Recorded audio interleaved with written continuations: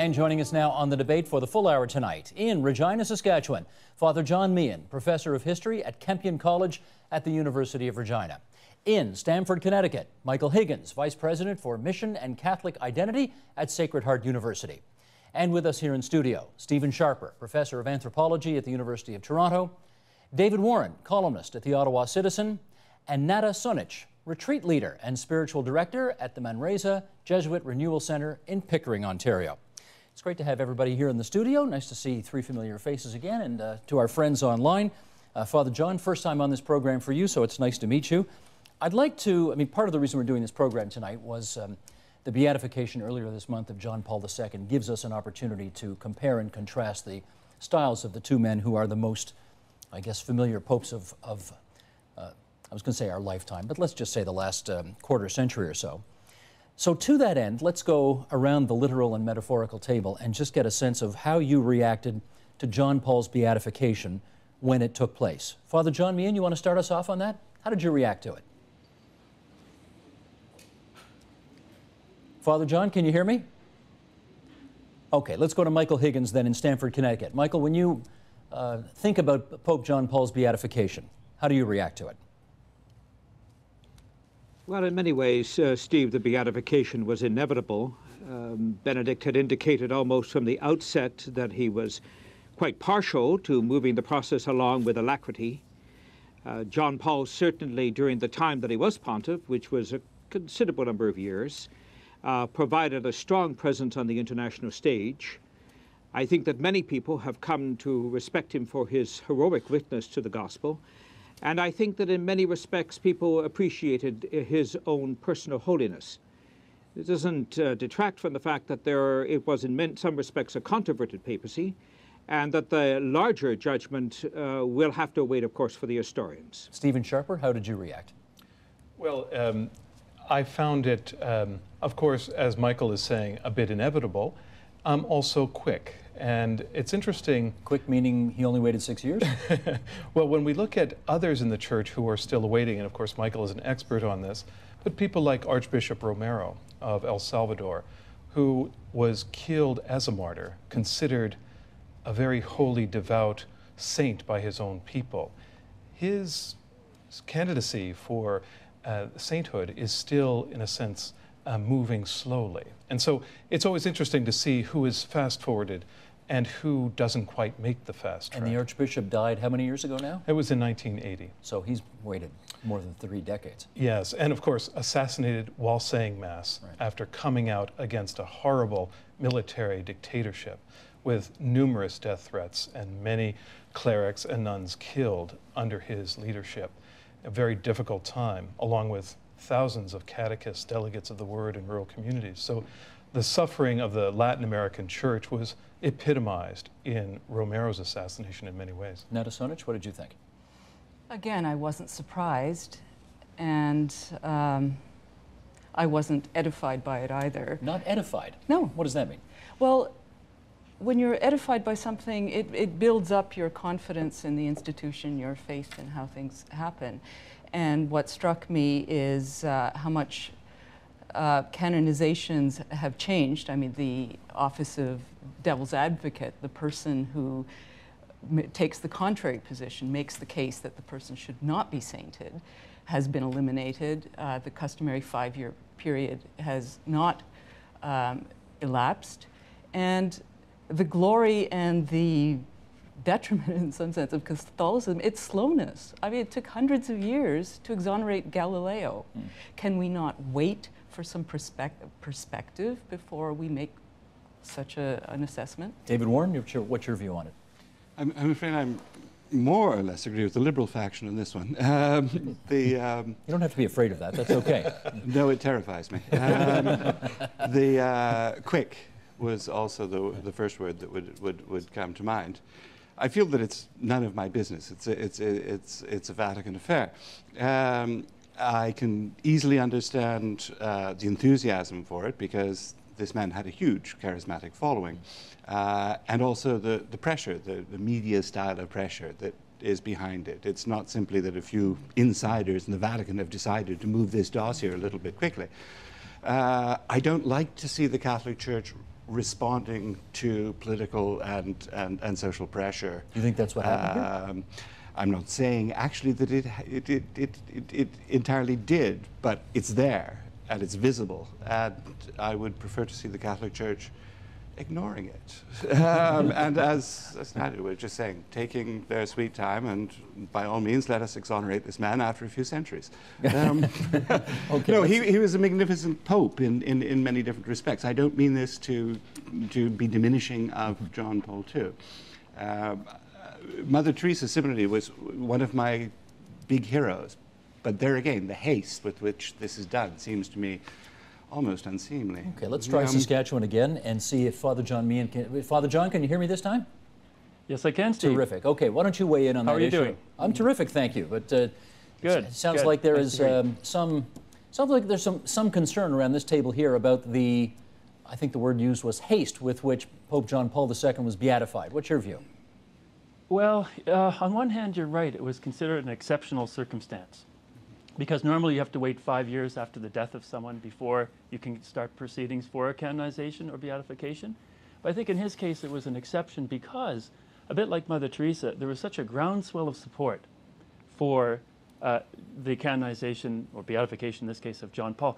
And if you remember his funeral back in 2005 and how many people showed up, the lineup going for days and days and days, I think that's some measure that, in some sense, the Catholic faithful and others beyond the Catholic Church already declared him a saint. And the Church is following that popular consensus. There will be some viewers of this program who are young and don't remember this Pope in his prime. And I think for them particularly, we want to remind everybody, and I don't mean this to sound trite or disparaging, you know, what a rock star this guy was. And to that end, sorry, Father John, I know you wouldn't want me to describe him that way, but you know, in the popular lingo, that's what he was called. I like rock stars too. Okay, let's just roll some tape here. Here's St. Peter's Square from 11 years ago. Michael, roll tape, please. Okay.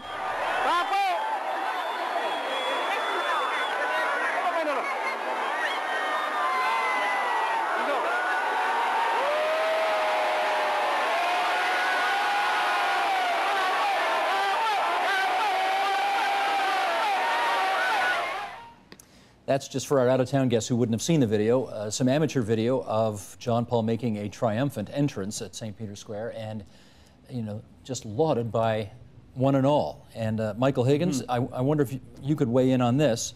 John Paul's star power, as we call it, how did that help the Catholic Church? How did it help the Catholic Church? Arguably, one could say it helped the papacy significantly. How it helps the Catholic Church is again a matter of larger assessment, I think, that will require some time. There's no doubt, Steve, that John Paul II's personality was of such a large nature that he stamped the pontificate almost as if it was a personal signature. He bestrode the universe, if you like, as an ecclesiastical colossus, and his love of theater, his ability to respond with incredible magnetism, almost tirelessly in terms of meeting with large crowds, his ability to establish immediate sympathy with the quite discreet and often disparate numbers of people who gathered to hear him or to see him pass, are all indications that he was in great measure, as his formation allowed and as his own particular inclinations often stipulated or indicated, an actor. And this isn't by no means a criticism. I'm fond of actors myself, and he was fond of acting. So he was a dramatic figure. And I think that very often in the assessment of any leader in the Roman Catholic Church, but more particularly one who exercises the Petrine primacy, it is important to be able to distinguish the office and the mystique from the one who exercises it. And in the case of John Paul II, they did come together in a rather dynamic but sometimes disturbing fusion. Well, David, Michael makes an interesting distinction there between what was good for the papacy versus what was good for the Church. John Paul's star power, was it good for the Church as well as the papacy? It was good in its season, I think. All of these things have to be looked at historically. And while there was another papacy between very briefly, The church was beginning a recovery from an historical disaster of extraordinary scale, particularly in the Western world, especially in the Western world. In the time after Vatican II, the church was bleeding on almost every front. Membership, doctrinally, it was under challenge in almost every respect. The churches were emptying, the liturgy was turned upside down. There was a need for some kind of renewal of spirit, and John Paul II seemed to be the man of that hour, just as I think Benedict is, to succeed him in the continuation of the task. In a different way, and we'll follow that. But to my mind, 1960s and 70s were a serious disaster, and John Paul II was part of the energy required to begin recovering. Stephen, how about that? Well, I mean, for me, Vatican II was a remarkable moment from 1962 to 65 in terms... Take 30 seconds. And yes. Again, for those who either are too young or who don't remember, Vatican II is what? Well, this was an ecumenical council of the entire church, and Pope John XXIII basically wanted to have an aggiornamento, an updating of the church, to open the church to the modern world, and have the church fathers, along with Preti and people from other faiths, converge on Rome for a major ecumenical council, to rethink the church, to restore and renew the church in light of its traditions, but also in light of contemporary issues, such as the ashes of the Holocaust and relations between the church and Judaism. What role did the church play in anti-Semitism, for example? Also, with the development of nuclear weapons. The Church in the Modern World, Gaudium et Spes, is one of the documents that addresses these issues of global poverty and war. These were part of the larger church reflection, and these were only reflections that could happen at that time in history. So for me, this was a bracing and remarkable event that was not a disaster at all. However, did it lead to confusion? Of course. But it also was a renewing and vibrant moment in the church's history. Okay, now let me go back to the original query, which was John Paul's star power. Good for the papacy, to be sure. Good for the Catholic Church as well? No, I think it's a disaster on a number of levels. A disaster? To turn the church into a media event. And we'll talk about Benedict later, his complaint is, or his bugbear is secularism, creeping secularism, and how, the materialist world is empty. And what was the church using, or what was the world using to understand the church by? Media power, PR. You said Benedict has a PR problem. I think the problems are much more substantive than PR, and what should have been offered were some genuine engagements with things. And I mean, it's lovely to have beau gestes and dramatic moments. And, but it's amazing to me how much the secular media accepts, quite at face value, what they've been fed, or they're quite uncritical about it. Father John, you look like you want to come in on that. Well, I just want to say make a point about star power that hasn't been made, and that is, as attractive as it is, and John Paul certainly was an attractive personality, one is reminded a bit of Pierre Trudeau, who's also of the same generation, also shaped by the attitudes of personalism, which was a strong philosophy of the 1930s and 40s.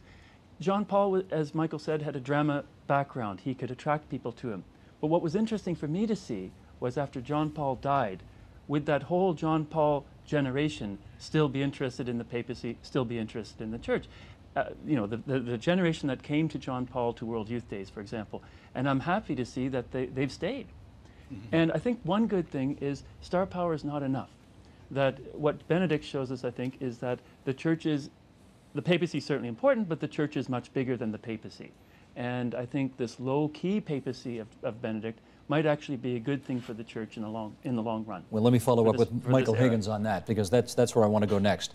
It's clear that Pope Benedict does not use the media and is not the same kind of, if I can, again, I don't mean to be trite, but he's not the same kind of, media superstar that John Paul II was, Michael. How has that affected the church in your view? Well, again, Steve, we're looking at this in terms of media perception, in terms of how the Pope disports himself, and and how he's perceived, both within the Catholic community and at large. And that's very important. I don't wish to minimize this in the least. But it does seem to me that what we're not factoring into this is the very sharp difference that exists between them temperamentally.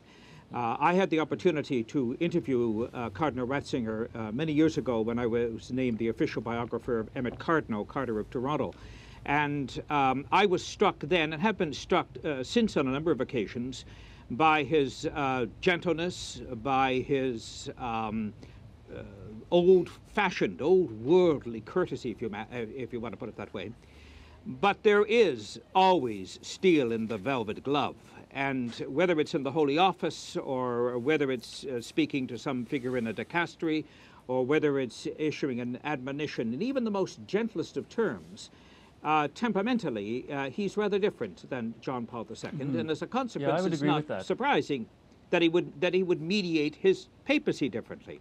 Now, I just a couple of comments before you move on, Steve, to the next panelist, and that is the assessment of Benedict is a bit premature. I mean, we're in the 6th year of his pontificate, and he came to the papacy already a deeply, carefully, finely honed personality. People knew him as the Cardinal Prefect of the Congregation for the Doctrine of the Faith, less flatteringly as the Grand Inquisitor of the Holy Office. That would occasionally rise up.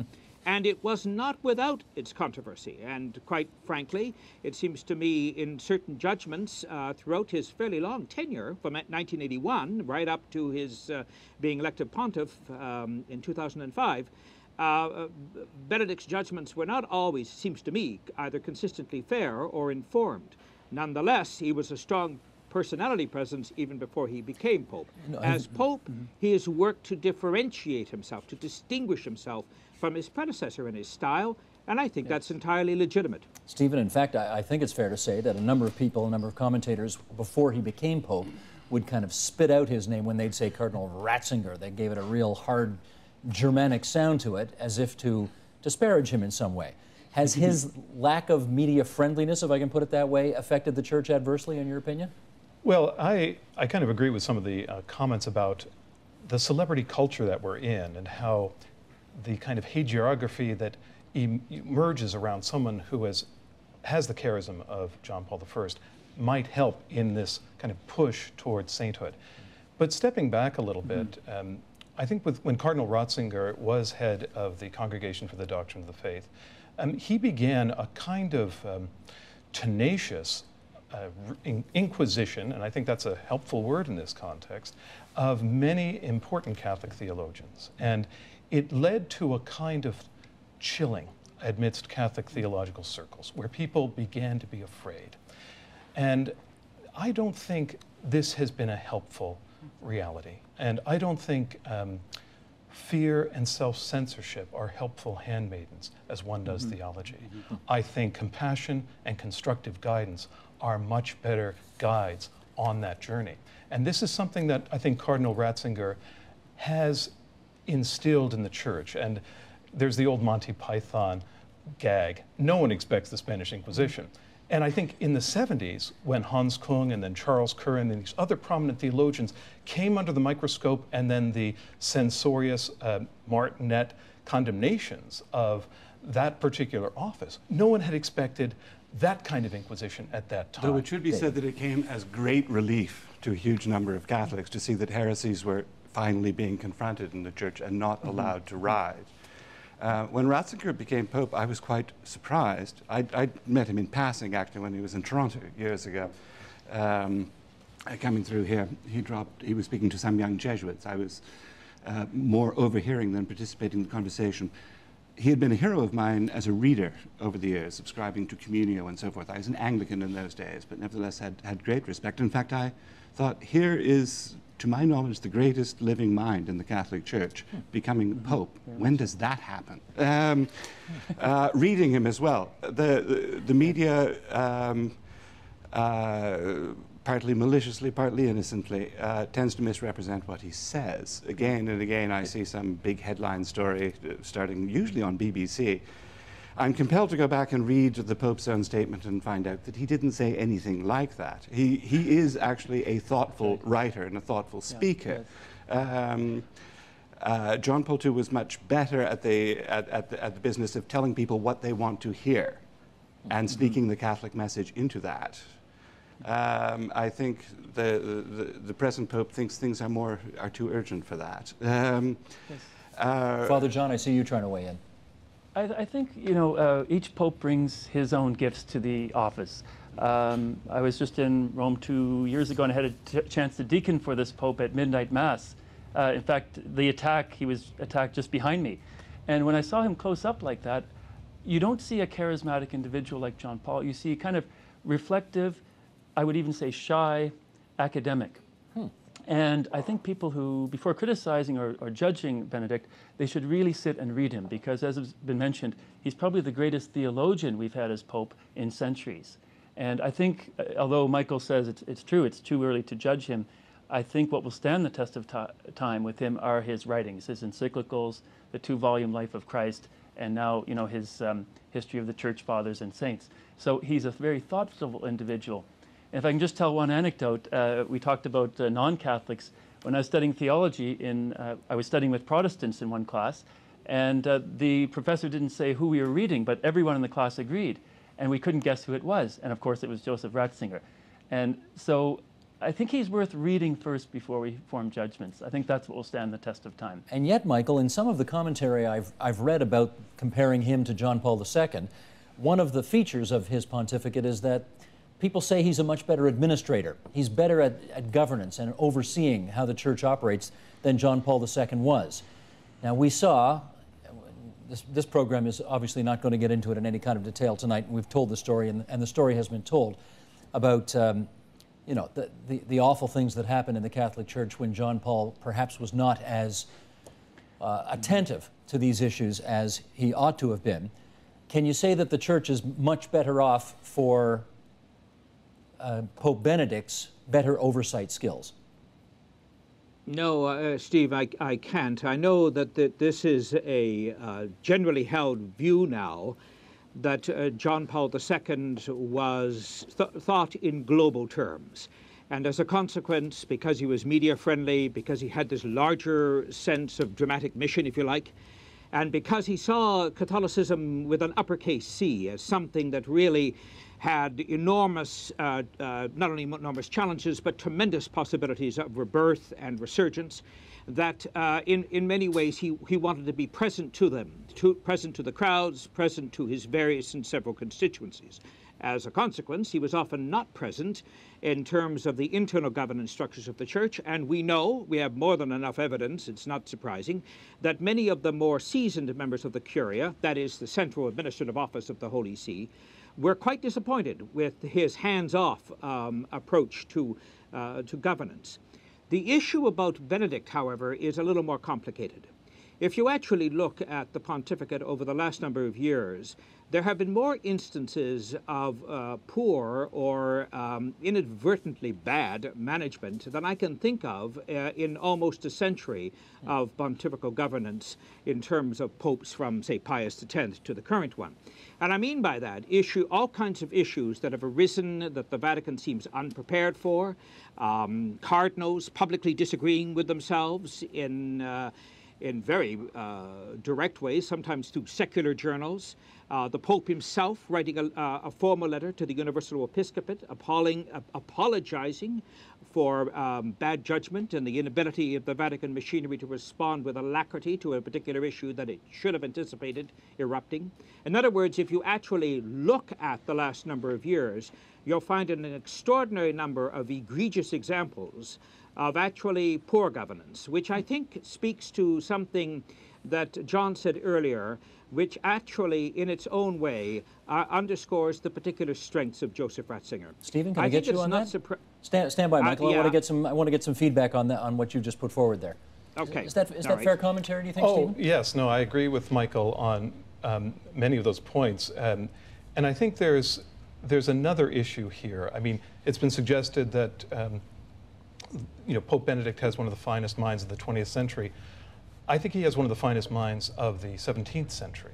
And I think that when it comes to some of these issues that we're now facing, there has been tremendous alienation. I can't tell whether that was meant to be a shot. Was that meant to be a shot? Well, it's just meant to put it in context, in the sense that there's a sense, and Bernard Herring, one of the great moral theologians of the 20th century, talked about Pope John Paul II and Cardinal Ratzinger as head of the Congregation for the Doctrine of the Faith as representing a kind of restorationist church, and so, to restore the church to a previous era after excesses of Vatican II or poor implementation of Vatican II, etc. This was the restorationist idea. So in this sense, there is a kind of sense for some that this is trying to, in a way, move to another era, or at least liturgically and in terms of church obedience and doctrine, to try and circumscribe some of the outreach of Vatican II. Stand by, Father John. David first, then Father John. I think there's a serious confusion over here about what the Catholic Church is and does. And it comes forward, actually I disagree with you over this, in the notion that there is some progress that is supposed to be made. The Catholic Church isn't a political party. It isn't an administrative bureaucracy in its nature and so forth. It has a teaching function. It is a mediator between God and man. It has inherited, and with that the responsibility, of teaching what Christ taught, not things that change with the times. One of the reasons we had such a huge disaster after Vatican II wasn't necessarily because of what was decided at Vatican II itself, but this notion coming to fruition in the world that we should be somehow up to date over things which don't change, though the world may change around them. The idea that you have personal theologies, that we have theological cutting edges and so forth. So if he's right, and this was an attempt at a restorative, well, if this was an attempt at a restorative church, you're on side for that then. You like that angle. Well, he's not going back to the 17th century. He's going back to what the Catholic Church has been teaching all along, but which wasn't departed from by John Paul II. Okay. There isn't a John Paul II theology and a Benedict theology. They're serving with their different personalities the same theological tradition, which is... Yeah. Father John, then Nada. I just want to talk about the restoration thesis. I think it's a bit simplistic, because if you're looking at it with a 1960s lens, then it seems like we're going back and forth. But if you look at it with a wider historical perspective, you see that after every council of the Church, there's been a swing of the pendulum far in the direction of the council immediately after the council. We certainly saw that in the 1970s. And then you have things swing in the opposite direction and levels out somewhere in between. And I don't see, again, if you look at what he's written, he's not trying to restore an old order. Rather, I think he's trying to define what it is that Catholics and Christians more generally believe. And I think his research is remarkably up to date. I mean, we have to remember this man is 84 years old, and he's up to date on the latest scholarship if you read his volume 2 of Jesus of Nazareth. So I don't think he's trying to bring us back to another era. Rather, he's confronting the modern realities of secularism and relativism. And he's trying to express this in terms that, as I said in my earlier example, appeals to not only Catholics, but all Christians, and if you look at his visit to Britain, which was a success, to all people of goodwill. Nada, and then Stephen. The story is that the progressive element is all for change, and the conservative element is for staying still. Our situation has changed radically. This idea of the papacy is having so much control and so much power in the church is new. Until 1917, bishops were not regularly appointed by the Vatican. You couldn't have the same kind of governance from the center until the age of modern technology, until the electronic communications. You simply couldn't, in the 17th century, know what your Jesuits in China were doing or what anyone else was doing, and fine-tune it. And now he knows exactly what a bishop in Australia is saying. And the idea that you have one personality with that much power, who has that much control, is a new situation for the church. So all of this talk about tradition is a projection backwards. And generally, people who call themselves conservative have a very recent notion of conservatism. And the church has changed a lot. I would not have recognized a mass in some way, of the 6th century or the 12th century. Just curious, what do you call yourself? What do I call myself? At this point, a Christian. I was Christian Serbian Orthodox. I didn't have a religious upbringing. I had a spiritual conversion and a religious conversion in my 20s, shopped around, went to the Catholic Church for different reasons. I think the reasons that motivated me then do not motivate me now. I was a different person, and I'm temperamentally much more like Benedict than John Paul. So when you say you're a Christian, are you not a Catholic? What am I saying? You're wearing an awfully big cross around your neck for someone who's not a Catholic. All Christians wear crosses. I mean, Okay. you don't have to be. I tell you, the sex abuse scandal, and not the sex abuse, I knew that had happened. I knew that happened throughout history. Peter Damian was complaining about it in the 11th century, so I mean, this is not new. And I know stories from the 1930s and earlier. So, but the handling of it has created such a wide gap between the teachings of Christ, which do not change, the inspiration of the gospel, the working of the Holy Spirit, and an institution's desperate attempts to shore itself up and preserve itself. Understood. Let me give Stephen the last word on this segment. Yeah, I think that the church, yes, has a faith tradition that is always maintained, but it's also always reading the signs of the times. And that's what Vatican II was about. That's what contemporary articulation in light of new developments are about. And no one denies the intelligence and the brilliance of Pope Benedict. In fact, I teach environmental theology, and he's made great strides in this area, far more than the previous Pope, in terms of really understanding the moral, ontological, and kind of deep level that we are facing with the environmental crisis. So this isn't a question of lack of intelligence at all, or brilliance, but it's a question of where the accent and theology is. And the church does change its mind. It has changed its mind. Mm-hmm. Pope John Paul II came out against capital punishment. That was important and novel. The church has learned to work with the signs of the times and develop new doctrines based in its tradition. And this is a very important question. Well, this Pope has said condoms under certain circumstances are acceptable. Exactly. That's a pretty big change. And, well, I mean, it has some continuity. It's a badly misunderstood statement as well. Okay, I don't want to, we're not going to spend a lot of time on that. But let's try this. There were, and Michael Higgins, let me get you to start us off on this one. There were hugely significant political events in the lives of each of these popes that really shaped their thinking significantly. And I wonder if you could start by talking to us about World War II, Soviet occupation of Poland, communism in general, and how they influenced Pope John Paul II. What do I have, about 5 hours, Steve? Okay, well, this is a soundbite version of all these events. Encapsulated as quickly as I can. There is no question, particularly if you've had and I think it is, a privilege to go to Poland before the collapse of Soviet hegemony and then after it, to see the sustaining power, the perduring power of John Paul II. Part of it is mystique, most of it is reality. And what you also realize is how very much a product he was of a country that was in almost sustained crisis. For a very short period of time, a separate or independent sovereignty, invaded by both the Nazis and then by the communists, under oppressive rule. I mean, Hitler's Slavophobic tendencies were as grotesque and as gross as his anti-Semitism. And you'll find in numerous instances, I think, of the real will to survive in the Polish people, identified in great measure with their religious culture, the one kind of constant or leitmotif that ran through their history and culture. John Paul resonated with that. He was part of that. He articulated it. Now he comes to the papal throne. Well, he comes to exercise his charism as Bishop of Rome, to put it in a more ecclesiastically friendly and reasonable language. And he does this out of a context of oppression and out of a context of anxiety and in some measure already the intuition that dismemberment of the empire is on the horizon. Now, this is only an intuition, but what he has to do is drawing from his own experience. Remember, he was studied for the priesthood clandestinely.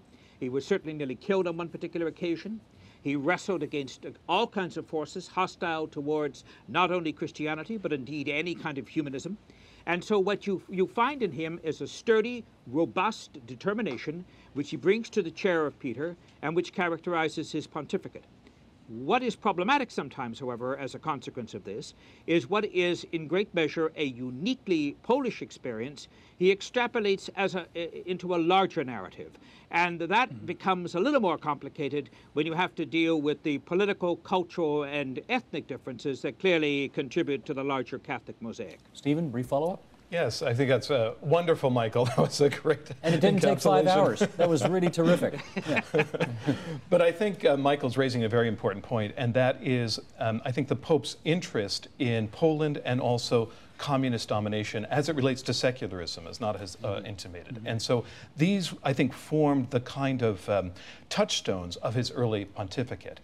And his work toward the liberation of Poland in support of Solidarność, etc., I think is important, because I wonder, and some of the experts around this table could help me, I had a sense that after the collapse of the Soviet Union, the Pope began to reflect more deeply on global capitalism and began to see some of its underside.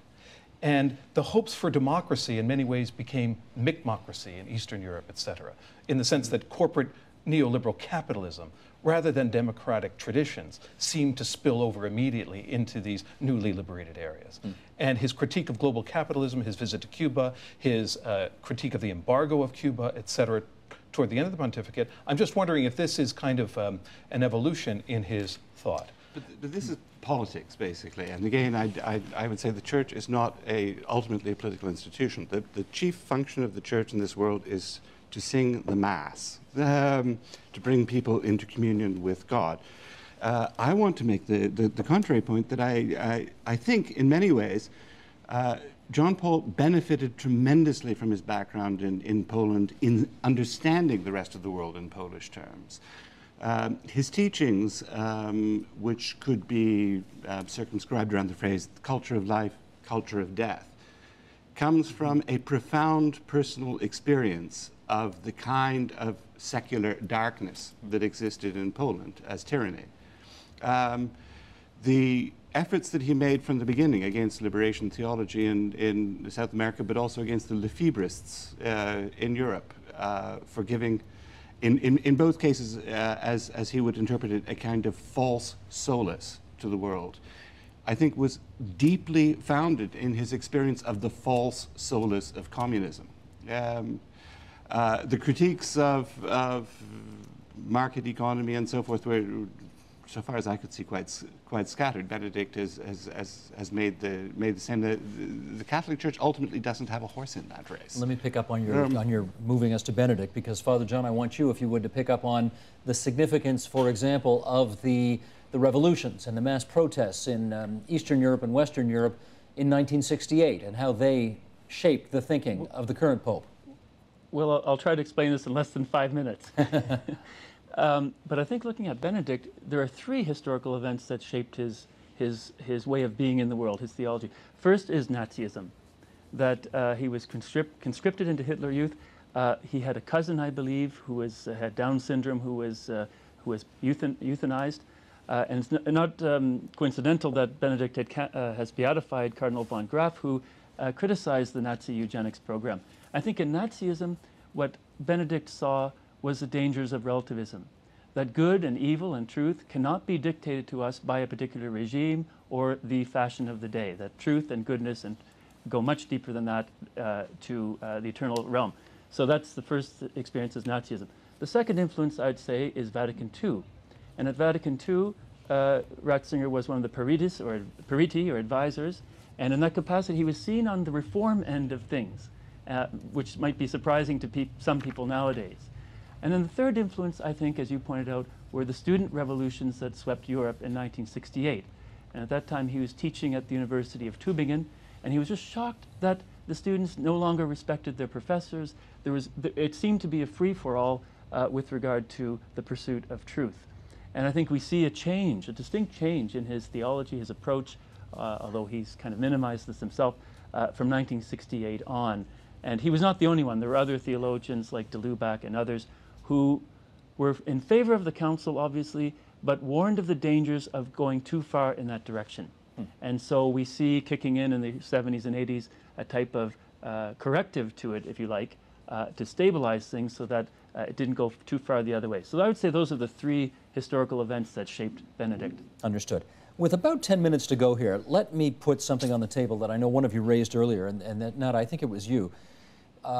Both John Paul II and Benedict XVI expressed, deeply serious concerns that the enemy out there wasn't radical Islam. It was radical secularism. That was what frightened them the most. And I wonder whether you think, and again, let's start with John Paul II, did his massive media superstar approach, was that successful in keeping more Catholics in the church, from maybe bringing lapsed Catholics back to the church, and away from an increasing secularization which he feared? You talk about secularization as out there, but what we're talking about, we could be talking about any political leader. We could be talking about backroom bargaining in the IMF. We could be talking about anything. I agree with David's point. The church is not a political party, and it is not simply a bureaucracy. And it's acting like one, and we're treating it as one. And but it is one from time to time, isn't well, it? It is. It is almost exclusively at this point. And when we say, well, what is the transcendent element? Where is Christ in all of this? Christ and love are not mentioned. Not in the sex abuse scandals. It's all damage control, PR, spin. It's not power. From Benedict. Sorry? Not from Benedict. I've been amazed at the way in which Benedict, speaking publicly in this matter, accepted the lash on behalf of the Catholic Church for the mistakes that but had been on made. the other hand, bishops are still accountable only to the Pope. They are not obliged to turn priests over to or inform the secular authorities. He's kept it in-house for an in-house, and these are criminal acts, and he's kept it as an in-house problem.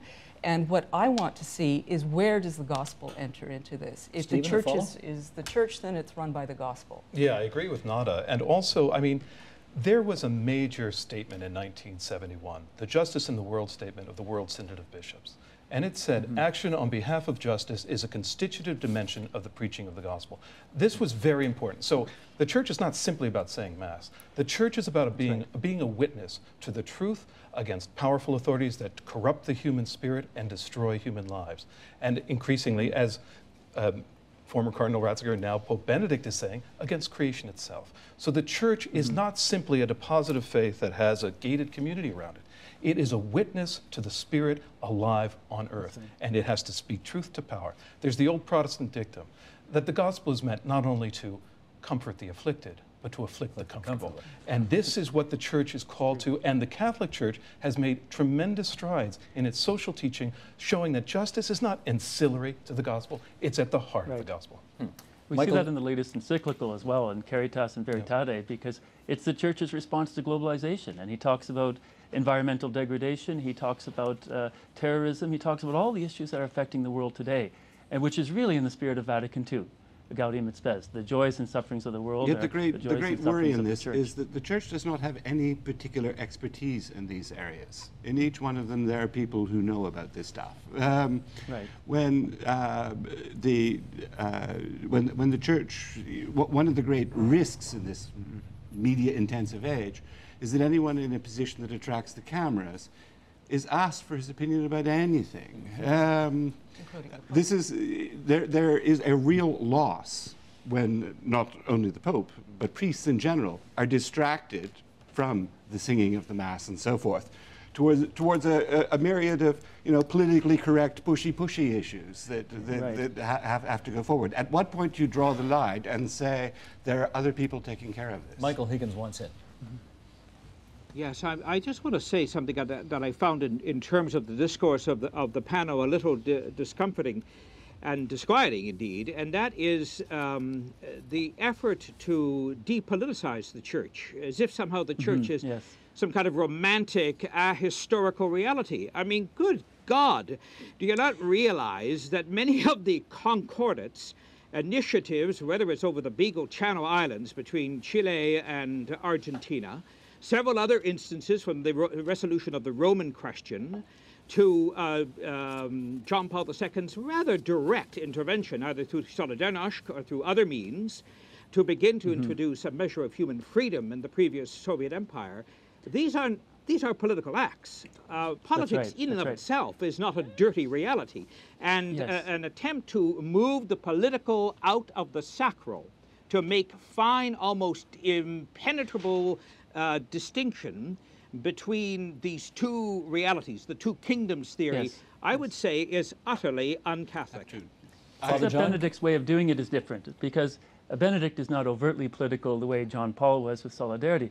But if you look at his visit to Britain, what he's saying is, he's not saying let's let religion dictate politics or anything. Those days are long past. What he's saying is, let's let religion into the public sphere. Because religion, the churches, have something to say. And you cannot separate our spiritual life, our liturgies, from our life of promoting justice. And as a Jesuit, I take issue with the earlier comment about priests not being specialized, because some of my confreres are molecular biologists, lawyers, doctors, etc. We are very specialized. But when you speak on biology, you're speaking on biology, on the authority of biology, not on the authority of the church. As a Jesuit, my friend who does that, he speaks as a biologist, but also as a person of faith. And I think and not just to talk about priests and clergy. No, that I'm not denying. Obviously, we're all working within the parameters of faith. I also wanted to clarify. Yes. Are we? What do you mean by faith in that sense? When are you talking about... in Christ, in the body of Christ. Well, no, I'm saying that you say, well, the priests or Christians, qua Christians are not involved in politics or Catholics because that's an expertise. But no, I'm saying it's not one of the church's central functions. It's a peripheral function for the church. There's one particular point I want to make clear, which is that the church, through the centuries, as has been correctly pointed out, has been right in the middle of endless political controversies, because anybody who is in the world is in the middle of them. But also it has had political responsibilities dumped on it again and again, simply because the secular authorities have fled. I was reading history from the 8th and 9th century when priests were effectively taking over the government of southern Italy. Why? Because there were pirate raids coming across the Mediterranean, and there was no one left who hadn't run away. Go ahead, Father John. We have to distinguish between being political and being partisan. The church should not be partisan, and Pope John Paul has told clergy, not to be involved in seeking political office or etc. But I think we are all called as human beings and as Christians and concerned people to be political.